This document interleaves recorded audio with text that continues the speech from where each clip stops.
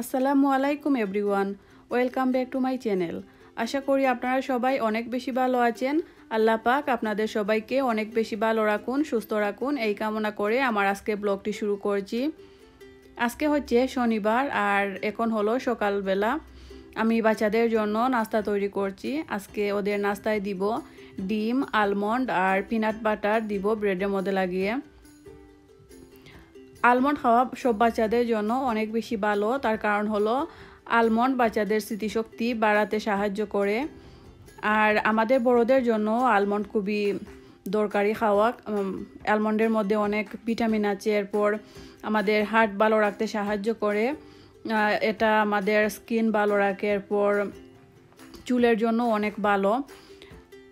Everyday 5টি করে almond খাওয়া একজন মানুষের জন্য খুবই দরকার। আমি বাচ্চাদেরকে 3টি করে দিয়েছি, তার কারণ হলো পিনাট বাটারের মধ্যে অনেক বাদাম দেওয়া থাকে, এজন্য আমি বাচ্চাদেরকে 3টি করে দিয়েছি। আর আমার বাচ্চারা আলমন্ড খেতে খুবই পছন্দ করে। এখন আমার জন্য আলমন্ডের স্কিন ফেলে দিয়ে পরিষ্কার করে নিচ্ছি খাওয়ার জন্য। আমি রাতে আলমন্ড ভিজিয়ে রেখে দিই পানির মধ্যে, আর সকালে স্কিন ফেলে দিয়ে খাই। আমার জন্য 5টি আলমন্ড নিয়েছি আর 1 গ্লাস পানি। এটা হচ্ছে আমার আজকের নাস্তা। এখন আমি কিচেনে চলে এসেছি, দুপুরে রান্না করব। আজকে রান্না করব গরুর মাংস। এখন আমি মাংসটা ছোটো টুকরা করে কেটে নিব। ছুরির মধ্যে আমি একটু দাঁড় দিয়ে দিচ্ছি। গরুর মাংস রান্না করলে আমি সব সময় ছোটো টুকরা করে রান্না করি, তার কারণ হলো ছোটো টুকরা করে রান্না করলে অনেক তাড়াতাড়ি সিদ্ধ হয়ে যায়, এরপর মশলাটাও ভালোভাবে মাংসের ভিতরে ঢুকে খেতে ভালো লাগে, এজন্যই। আর আমার একজন সুইট ভিউয়ার্স আমাকে কমেন্ট করেছিলেন আমি গরুর মাংসটা রান্না করে যাতে শেয়ার করি। উনি গরুর মাংস রান্না করতে জানেন না, এজন্যই আসলে আজকে গরুর মাংসটা আমি রান্না করা শেয়ার করছি। মাংস আমি কেটে ভালোভাবে পানি দিয়ে ধুয়ে নিয়েছি। এখন একটা প্যানের মধ্যে নিয়েছি। আজকে আমি মাংসটা মাখিয়ে রান্না করব। এখন দিয়ে দিলাম হচ্ছে পেঁয়াজ, দিয়ে দিচ্ছি আদা রসুনের পেস্ট, দিয়ে দিচ্ছি তেজপাতা, দারচিনি, এলাচ, স্বাদ মতন লবণ,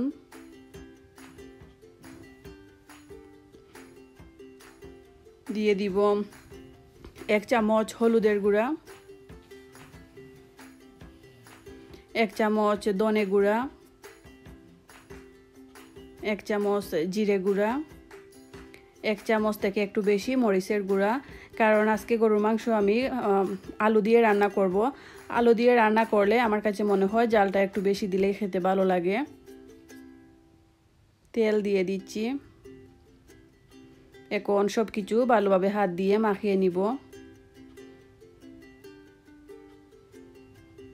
মাখানো হয়ে গিয়েছে, এখন আমি চুলায় বসিয়ে দিব। চুলায় বসিয়ে দিয়েছি, এখন আমি ঢাকনা দিয়ে ঢেকে রেখে দিলাম।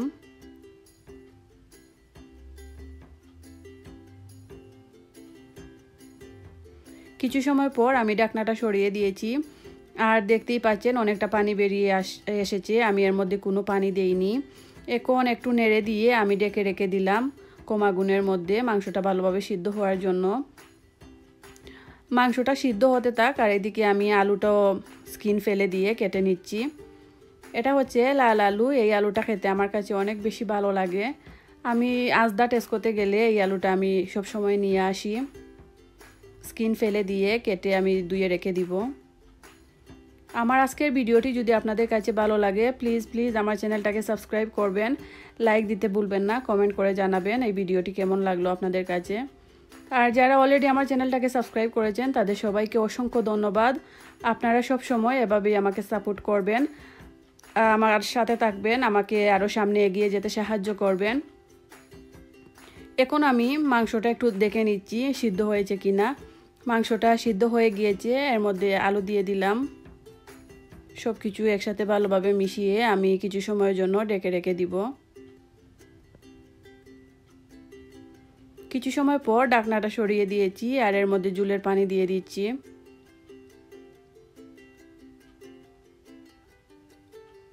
একটু নেড়ে দিচ্ছি। 4টি কাঁচামরিচ দিয়ে দিলাম।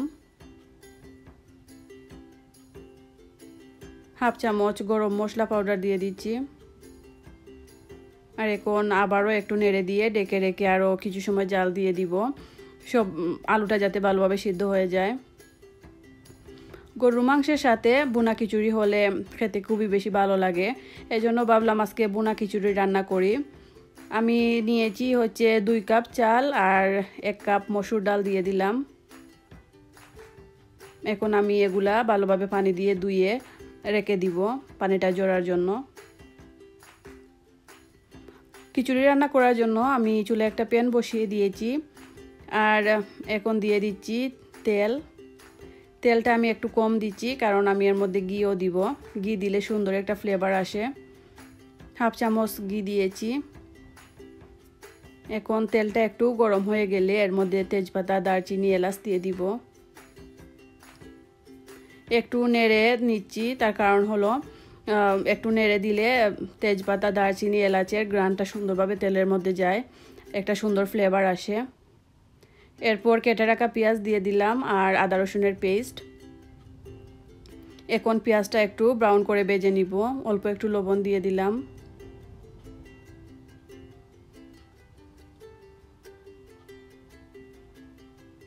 পেঁয়াজ আমার ভাজা হয়ে গিয়েছে, এখন আমি এর মধ্যে দিয়ে দিব অন্য সব মশলা।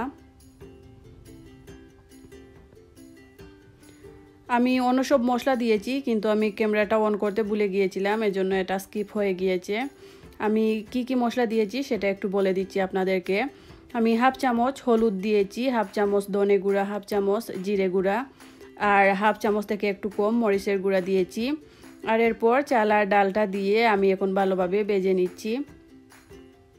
চাল আর ডাল যত ভালোভাবে ভাজা হবে খিচুড়িটা তত ঝরঝরা হবে। আমার চাল আর ডালটা ভালোভাবে ভাজা হয়ে গিয়েছে, এখন আমি এর মধ্যে গরম পানি দিয়ে দিচ্ছি। 2 কাপ চাল আর 1 কাপ ডাল নিয়েছিলাম, 3 কাপের জন্য আমি 6 কাপ পানি কেটলের মধ্যে দিয়ে গরম করে নিয়েছি। পানিটা দেওয়ার পর এখন আমি এর মধ্যে 5টি কাঁচামরিচ দিয়ে দিলাম, আর চুলার আগুনটা কম করে আমি ঢাকনা দিয়ে ঢেকে রেখে দিব ভালোভাবে সিদ্ধ হওয়ার জন্য। কিছু সময় পর ঢাকনাটা সরিয়ে দিয়েছি, পানিটা কমে গেছে আর চাল আর ডালটা অনেকটা সিদ্ধ হয়ে এসেছে। আমি একটু নেড়ে দিচ্ছি আর আবারও ঢেকে রেখে দিব। এখন আমার খিচুড়িটা রান্না করা হয়ে গিয়েছে। আর গরুর মাংস রান্না করেছি আলু দিয়ে, দেখতে অনেক সুন্দর হয়েছে কালারটা। এখন আমি আদা আর রসুন পরিষ্কার করে আমি পেস্ট করে ফ্রোজেন করব। আর আমি কিভাবে আদা রসুনের পেস্ট ফ্রোজেন করে রেখে দেই সেটা আজকে আমি আপনাদের সাথে শেয়ার করব। আমাকে একজন আপু বলেছিলেন এটা শেয়ার করার জন্য। প্রথমে আমি আদার স্কিন ফেলে দিচ্ছি আর একটা চামচ দিয়ে ফেলে দিচ্ছি।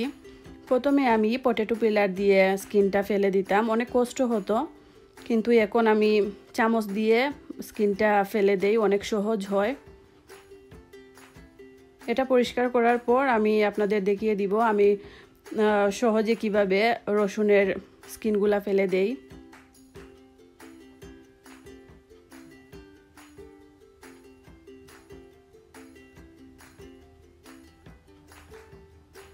সবগুলা আদা আমি ছোটো টুকরা করে কেটে নিয়েছি। এখন রসুনটা পরিষ্কার করে নিব।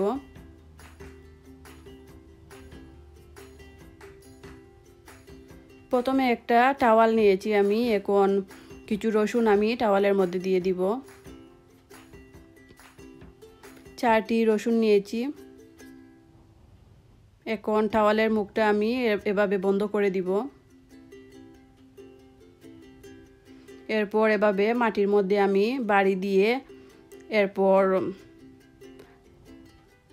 আপনাদের সাথে দেখাচ্ছি কিভাবে কত ইজিভাবে স্কিনটা খুলে এসেছে। এই যে দেখুন, বাড়ি দেওয়ার পর অনেক সুন্দরভাবে স্কিনটা খুলে এসেছে। আমি একসাথে অনেকগুলো রসুন দিয়েছিলাম, 4টি রসুন দিয়েছিলাম, এজন্য এত ভালোভাবে হয়নি। আপনারা যদি এভাবে রসুনের স্কিনটা খুলতে চান, ফেলে দিতে চান, তাহলে কম করে দিবেন, 1টা বা 2টা করে দিবেন, তাহলে অনেক সুন্দর আর ইজিভাবে স্কিনগুলা খুলে যাবে। এরপর আমি 2টা রসুন দিয়েছিলাম আর দেখতেই পাচ্ছেন অনেক সুন্দরভাবে স্কিনটা খুলে এসেছে। এখন আমি আদা রসুন ভালোভাবে পানি দিয়ে ধুয়ে নিব। পানি দিয়ে ভালোভাবে ধুয়ে নিয়েছি। এখন আমি একটি ব্লেন্ডারের মধ্যে নিয়ে নিচ্ছি।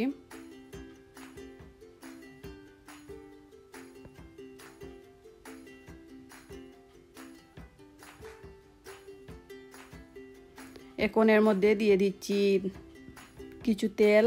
এটা হচ্ছে কুকিং অয়েল, আমরা যে রান্নার জন্য যে তেলটা ইউজ করি সেই তেলটা দিয়ে দিলাম। তেল দিলে আদা রসুনের পেস্টটা অনেক দিন পর্যন্ত ভালো থাকে।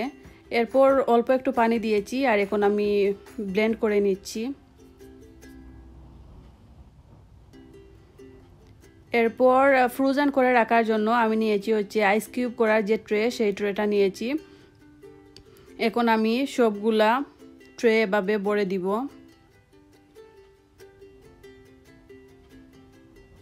আদা রসুনের পেস্টটা এভাবে দিয়ে আমি ডিপ ফ্রিজের মধ্যে 2-3 ঘন্টার জন্য ট্রেটা রেখে দিব, তাহলে এগুলা আইস হয়ে যাবে। আপনারা যদি নর্মাল ফ্রিজে রেখে খেতে চান তাহলে একটা এয়ারটাইট বক্সের মধ্যে ভরে রেখে দিবেন, তাহলে 1 সপ্তাহ থেকে আরও অনেক বেশি দিন ভালো থাকবে। 1 সপ্তাহের উপরে ভালো থাকে নর্মাল ফ্রিজে রেখে দিলে, আর ডিপ করে রেখে দিলে অনেক দিন পর্যন্ত খাওয়া যায়।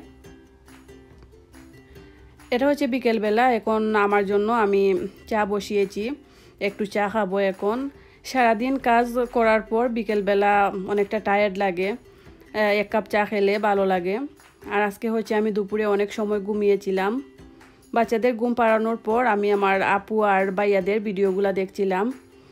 ভিডিওগুলো দেখতে দেখতে আমি ঘুমিয়ে গিয়েছি। আর এরপর হলো বিকেলে উঠার পর ভাবলাম 1 কাপ চা খাই, আর সারাদিন আজকে আমি চা খাইনি।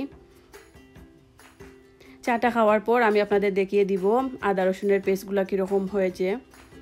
এই যে এখন এগুলো আইস হয়ে গিয়েছে, আমি ডিপ ফ্রিজ থেকে বের করে নিয়েছি। এই বক্সটার মধ্যে ভরে রেখে দিব।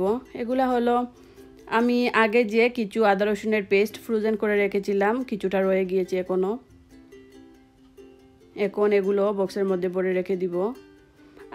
হাত দিয়ে হালকা একটু প্রেস করলেই অনেক সুন্দরভাবে বেরিয়ে আসে আদা রসুনের কিউবগুলা।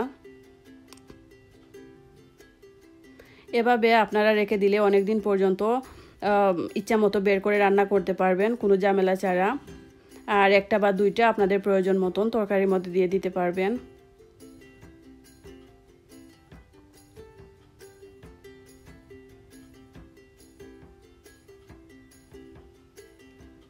এখন আমি ইব্রাহিমের জন্য বার্গার বানাচ্ছি।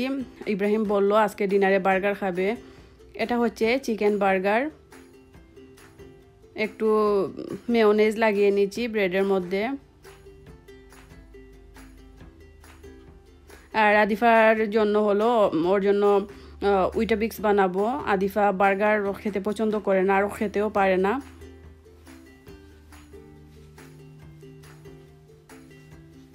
এক পিস চিজ দিয়ে দিলাম। এই যে বার্গারটা আমার বানানো হয়ে গিয়েছে। আমার আজকের ভিডিওটা এই পর্যন্তই। সবাই ভালো থাকবেন। আল্লাহ হাফেজ।